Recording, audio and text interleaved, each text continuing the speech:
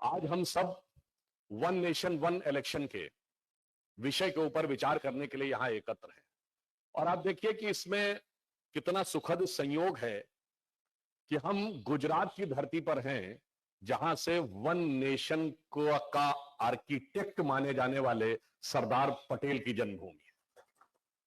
यानी आजादी के बाद वन नेशन के कॉन्सेप्ट को यदि मूर्त रूप प्रदान किया गया तो यहीं से, और उसमें भी गुजरात यूनिवर्सिटी में है। भी एक संयोग देखिए कि अब वो वन नेशन के उस कॉन्सेप्ट को अपनी पीक की तरफ प्रोपोगेशन में ले जाने के लिए नियति ने जिनको चुना है इस अमृत काल में, वो प्रधानमंत्री श्री नरेंद्र मोदी जी भी यहीं से है। और यही विश्वविद्यालय के वो भी एलमनी हैं और हमारे गृह मंत्री अमित शाह जी भी एलमनी। और मुझे और प्रसन्नता इसलिए होती है कि भाई मैं उत्तर प्रदेश से आ रहा हूं, अर्थात मोदी जी की कर्म भूमि से आ रहा हूं और जन्मभूमि में आप सबके समक्ष उपस्थित हैं। परंतु उसी के साथ साथ यह भी ध्यान रखने की जरूरत है कि वो वन नेशन का कॉन्सेप्ट स्थापित न होने पाए, उसको चुनौती देने वाले जिन्ना भी यहीं से निकले थे। और आज एक संयोग देखिए कि वन नेशन को शिखर पर ले जाने वाले हमारे प्रधानमंत्री श्री नरेंद्र मोदी जी भी आज गुजरात में हैं, और वन नेशन के खिलाफ रहने वाले भारत की राजनीति के चिर युवा, उम्र 55 की दिल बचपन की, वो भी आज गुजरात में है। मुझे लगता है ऐसे सुंदर संयोग बहुत कम समय पे बनते होंगे। अब हम जिस सभागार में हैं वो है अटल कलाम सभागार, मुझे बताया गया। अब हम जब इस कॉम्प्लेक्स में हैं तो अटल बिहारी वाजपेयी जी, जिनकी हम जन्म शताब्दी मना रहे हैं, फिर हमें ध्यान आता है अटल जी के नाम से कि इस भारत में जब हम इलेक्शन की बात करते हैं तो सिर्फ 2 ही प्रधानमंत्री ऐसे हुए जो इलेक्शन से पहले नेता बन के प्रधानमंत्री हुए। जो पहली बार प्रधानमंत्री बने तो 2007 के बाद का कोई सर्वेक्षण उठा के देख लीजिए, मोदी जी की रेटिंग 50%, 55% से लेकर 70-72% थी कि लोग कहते थे कि ये प्रधानमंत्री होने चाहिए इलेक्शन से पहले।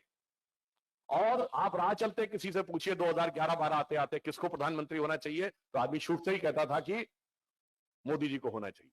मैं अपना एक व्यक्तिगत अनुभव बताता हूं, 2013 की बात है, यह महीना था मई के आसपास का, तब तक मोदी जी प्राइम मिनिस्टर के कैंडिडेट अनाउंस्ड नहीं हुए थे। तो क्या हुआ कि एक पार्टी की बैठक थी, वो लेट चलने वाली थी, तो हमने अपने ड्राइवर को छोड़ दिया। जिन सज्जन के यहां बैठक थी उन्होंने कहा मैं अपने ड्राइवर से छुड़वा दूंगा। तो 12 साढ़े 12 बजे घर पे आए और थोड़ी देर के बाद उसी ड्राइवर का फोन मेरे फोन के ऊपर आ रहा था। तो मैंने कहा ये इतनी रात में क्यों फोन कर रहा है। मैंने उठाया तो उसने कहा कि एक पुलिस वाले सज्जन हैं, वो आपसे बात करना चाहते हैं। किसी पुलिस वाले ने उसको रोक लिया। तो मुझे लगा शायद इसने कुछ गलत पार्किंग कर दी होगी, या रात में कई बार इंक्वायरी हो जाती है इसलिए। तो मैंने उससे पूछा कि इसने कुछ गलत किया है क्या। तो उसने कहा नहीं साहब, गलत नहीं किया है, केवल गाड़ी पार्क किए हुए था काफी देर से सड़क के किनारे पे, उसके कुछ एटीएम में प्रॉब्लम आ गई थी। तो रात में जैसे पुलिस जाती पेट्रोलिंग पे और उसे लगे कि कोई व्यक्ति सड़क के बीच में काफी देर से खड़ा है तो पूछने लगते हैं। तो उसने कहा कि जब इन्होंने बताया कि आप पार्टी अध्यक्ष राजनाथ सिंह जी के पॉलिटिकल एडवाइजर हैं, तो मैंने कहा कि जरा मेरी एक बात करवा दें। तो पुलिस वाले ने कहा मुझे इसके संदर्भ में कोई बात नहीं करनी, मुझे सिर्फ आपसे एक रिक्वेस्ट करनी थी कि अगर आप भाजपा के राष्ट्रीय अध्यक्ष के सलाहकार हैं तो बस उनको एक ये सलाह दीजिए कि मोदी जी को प्रधानमंत्री का कैंडिडेट घोषित करवा दें, तो ये देश नई दिशा में जाएगा। आप सोचिए ये पुलिस वाला है। हम लोग गए एक मंदिर में दर्शन करने, उस समय राजनाथ सिंह जी भी वहां थे। मंदिर का पुजारी कहता है बस मोदी जी को प्रधानमंत्री घोषित करवा दिए, दुष्टों का संहार वही करेंगे। आप सोचिए ये भाव। और अटल जी के बारे में, हम लोग बच्चे थे, 40 साल तक 1957 में जवाहरलाल नेहरू ने कहा कि एक दिन ये युवक देश का प्रधानमंत्री बनेगा, और जब वो 96 और 98 में बने, यानी 40 साल तक देश की जनता ने उनको प्रधानमंत्री के रूप में देखा। ये होता है वास्तविक नेतृत्व, यानी जनता का समर्थन, पार्टी का पूरा समर्थन, और उसके बाद प्रधानमंत्री बनना। बाकी सब लोग कैसे प्रधानमंत्री बने आपको पता है। डॉक्टर मनमोहन सिंह, जिनका मैं उन्हीं की जबानी कोट कर रहा हूं, प्रणब मुखर्जी जी की पुस्तक विमोचन के समय सोनिया गांधी जी की उपस्थिति में उन्होंने खुद ये बोला कि जब मुझे प्रधानमंत्री बनने के लिए कहा गया तो मैं प्रणब दा के पास गया। मैंने कहा प्रणब दा आप मुझसे अधिक योग्य हैं, प्रणब दा आप सबसे अधिक योग्य हैं, मगर मैडम ने मुझसे कहा है बनने के लिए। That's how the prime ministers are made. Deve Gowda ji, Gujral ji कैसे बने सबको पता है। श्री पीवी नरसिम्हा राव तो संन्यास ले चुके थे, उसके बाद आ गए राजीव गांधी जी, इंदिरा जी की दुखद मृत्यु से उपजी परिस्थितियों से बन गए। वैसे उनके बारे में अभी उनके मित्रों ने बड़ा विचित्र खुलासा भी कर दिया है, उनकी योग्यता के बारे में, वो एक अलग विषय है। इंदिरा जी कैसे बनी? कांग्रेस के अंदर इंडिकेट सिंडिकेट की लड़ाई में गूंगी गुड़िया की संज्ञा पाकर बनी थी।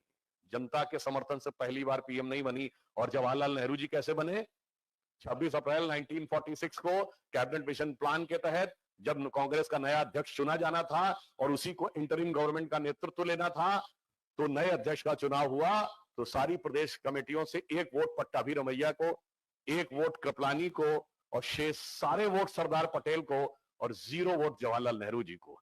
लोकतंत्र के रक्षकों को देखिए, 0 वोट पाके प्रधानमंत्री बनने वाले शायद वो दुनिया के इकलौते व्यक्ति होंगे। तो ये दर्शाता है बाकी सब पीएम बन के नेता बने, हमारे नेता नेता बन के पीएम बने, चुनाव के द्वारा बने।